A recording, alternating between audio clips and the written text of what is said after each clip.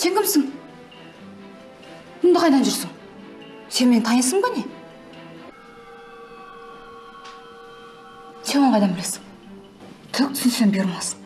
Сен мына үйге қалай кірдің, соны айтшы маған өзі. Бәсе, иттің күшік-ай, өткенде ғана осы үйдің кілтін іздеп таппадым ғой. Айтпа, қорқытқанда қандай? Жаман қорқыттың ғой. Шынымен сен ұрып деп қалдым.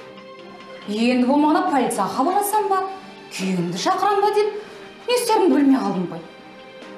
Әй бала! Маған сәнді, соңғы үлгідегі, бірақ ашық-шашық емес, бір әдемі көйлек болса деп едім. Шардар апай дұрыс айтады. Апайдың сұрағанын жинап беруіміз керек. Балаларымыз таза мектепте оқысын, әйтпесе ауырып қалады ғой. Апай, менің балам туралы айтыңызшы. Ой, так приятно. Рахмет сізге. Балаларымыздың осы күнге жеткені сіздің арқаңыз ғой. Рахмет. Құрметті ата-аналар, осы айдың аяғында апайымыздың туған күні. Соған 10 мыңнан жиналып, алтын сырға алып берсек деген бір ой болып тұр. Қайдағы ұзатылған? Ерте әлі. Оқысын, қыдырсын. Сұрай ғой, құлағын сенде. Бақытты болу үшін жақсы көрген адамының жай ғана жанында болғанның өзі жеткілікті екенін түсінесің. Ой, Жұмат ата, шапаныңыз құтты болсын. Ой, рахмет айналайын. Наурыз мерекесіне арнап ұлттық киімдерімізді ұлықтайын деп киіп алған секілдісіз ғой. Менен жақсы бір сүрленген сиырдың еті болсын. Ата, өміріңіз қиын болыпты ғой. Ой, ол өзің ағасы ғой. Ол сол күнделігіңіз бар ғой, ашылмайды бар ғой. Енді ашылмаса директорыңызға бармайсыз ғой. Мұнда Завроянаға барайық. Бұндай кезімізде телефонға қарамақ түгілі телефон деген сөзі біз білмейтін тұғымыз. Кезінде анамыз қонақтан кәмпит пішіне әкелсе, соған қуанып мәз болатынбыз. Мына Wi-Fi емес, светтің жанып сөнгеніне қуанатынбыз. Енді жоқ, ойнасын, ойнамасын демеймін. Ойнасын, о кезде мен де ойнағам. Әлгі ауылда жүргенде ағашын автомат істеп алып, бір-бірімізді қуалап, атысып жүріп ойнайтынбыз. Саған тиді, сенің иығыңа тиді деп, көздегенімізді дәлелдеп тұрып, айғайлап жүгіріп жүретінбіз. Сен қыз құрбан болыңды доғар енді. Тұрды, дастархан жай. Сен тағы бастадың ба? Соқпайсың телефон. Мә, хат жаз. Өз еркіммен кеттім деп жаз. Мынауың не? Саған ешкім шайға үйретпеді ме? Сен көзің жоқ па? Бүйтіп қонаққа шай берсең масқара болармыз.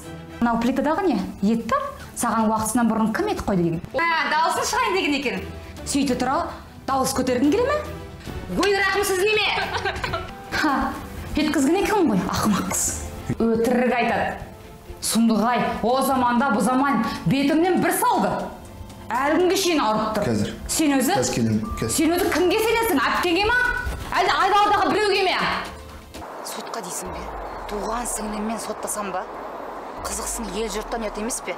Сонда ешқандай қағаз болған жоқ па? Ол негіз дұрыс емес қой. Қалай бәрібір? Қызықсың. Анамыз үйімізде болды, қолымызда. Сен бәріні ойлап есептеп қойған екенсің ғой. Өзіңше бекінасымақ болмай отырғанда, сенің де пәтерге көзің түсіп жүр. Ол сонша, мен жай ғана мұра туралы қағаз сұрадым ғой, бар ма жоқ па деп.